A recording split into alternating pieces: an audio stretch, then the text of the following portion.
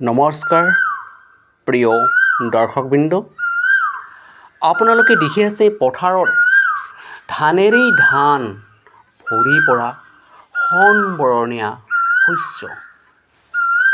এই সোণবৰণীয়া ধানবোৰ যেতিয়া খেতিয়কসকলে ঘৰত লৈ আহে আৰু যেতিয়া ধানেৰে উপচি পৰে, তেতিয়া মনবোৰ খুব ভাল লাগে আৰু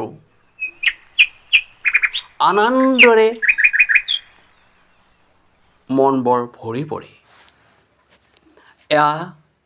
এখেতসকলে সোণবৰণীয়া পথাৰত ধান কাটি আছে।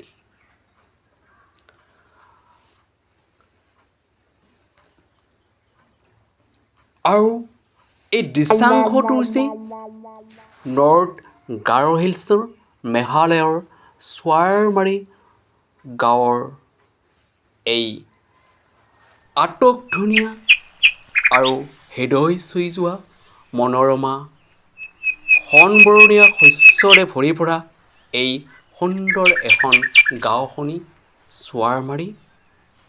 আৰু এই চোৱাৰমাৰী গাঁওখনতেই এখেতসকলে অৰ্থাৎ দাৱনীসকলে ধান কাটি থকা আপোনালোকে দেখি আছে।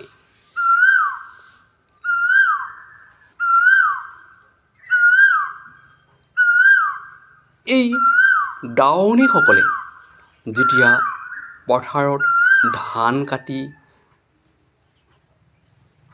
ঘৰলৈ লৈ আহে, তেতিয়া আমাৰ লক্ষ্মী মায়ে ঘৰত আহি পৰে।